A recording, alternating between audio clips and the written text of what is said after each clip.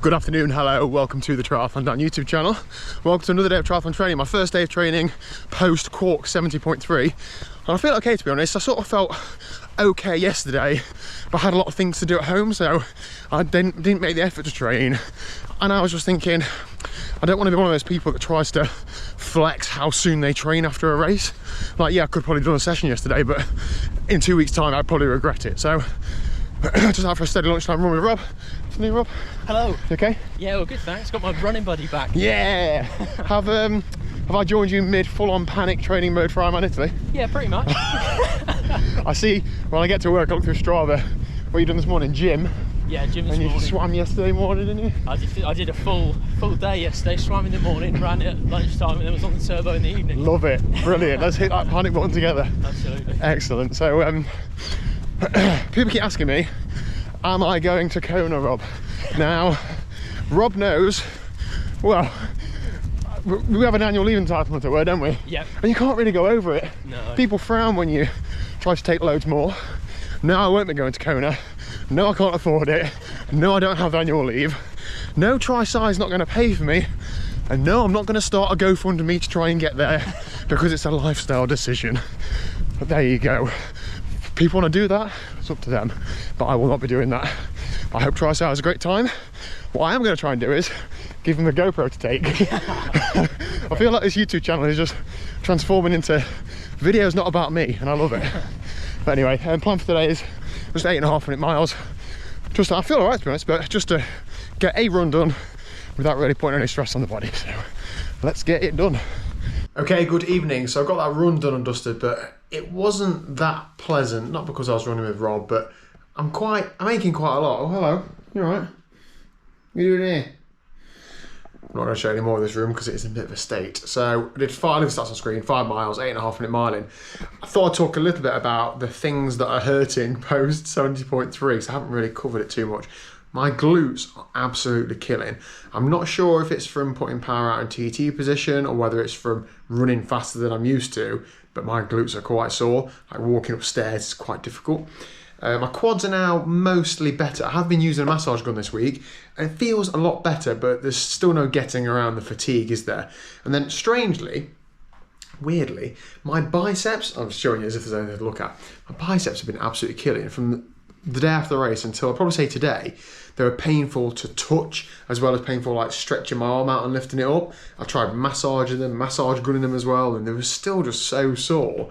I'm unsure whether it's from me swinging off the bars at Windmill Hill or whether again it was from the faster running, my arms doing slightly different movement. I'm not really used to running at like 7 and a bit minute miling, so I wonder if my arms are doing more of that than they used to. I don't really know, but either way, they was hurting. I think that's about it. I've not really got any neck pain, shoulder pain, back pain, no calf pain really. It was just quads, glutes and biceps, which is really strange. Anyway, I wasn't as fresh today as I thought I was going to be, so I struggled a little bit. So I was going to go out on the club ride tonight originally, which would have been about 2 hours with some intensity. I'm not doing that. I am getting on the bike for a little spin just to turn my legs over, but if anything, it'll just be like zone 1, zone 2 power. I might do half an hour, I might do an hour. I'm just going to see how I feel and get it done. I also need to get used to spending some time in here because I'm going to be in here a lot, hopefully, over the winter and getting in some good shape. So I need to get into the routine of doing structured sessions, being in here, getting my setup dialed again and getting ready for it. I know we're still in the summer, but winter's not that far away. What else have I been doing today? Well, tonight, so it's about 7 o'clock now, I've been finishing off the Road Race League briefing documents. This road race I'm organising this weekend. Obviously, I have to send out a document to all riders beforehand. 2 races, so 2 documents. That's pretty much there or thereabouts. I'm just getting it checked through. I got home today. Liz has been on an absolute mad one cleaning in the house. She asked me when I walked through the door, a few minutes afterwards, could I tell if the skirting boards had been cleaned because she's cleaned the skirting boards? Who on earth notices that the skirting boards have been cleaned? Obviously I said yes, they look great, but what on earth? Anyway, right, let's get on this bike and have a little pedal. Speaking of road race, I think I might as well give you an update. So, just had a call from a gentleman who's organising the moto riders, so the moto marshals clearing the road ahead of the peloton. We ideally needed 4. We could only get 3 together, and then drop down to 2.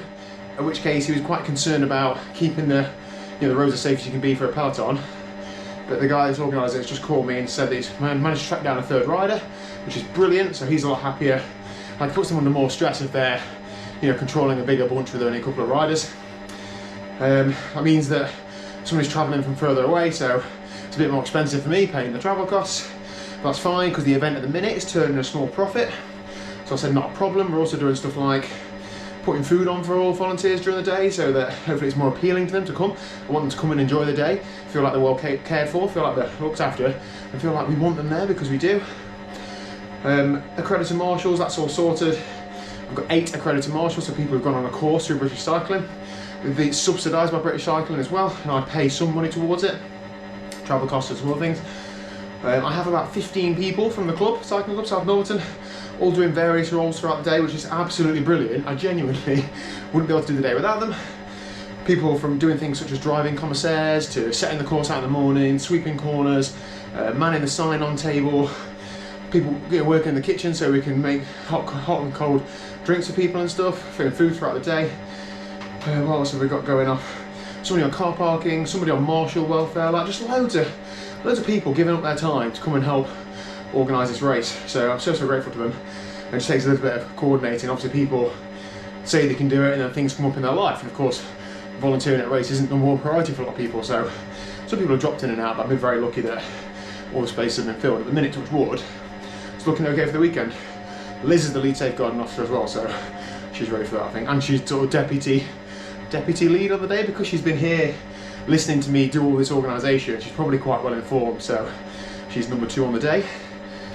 I think that's about it for sort of road race things. Luke from Velo Bavarian is going to meet somebody on Friday who has a business on the course. He's allowing us to use their car park to form up the peloton before we start the race, which is brilliant. I've got to notify some people who have businesses on the course. So there's a campsite, there's a horse stables, those sorts of things. There's some residents on there as well, but I can't really go knocking on all the doors, so it's just going to be one of those things. We've put some signs up, given advance notice, and basically it's just been a massive learning curve.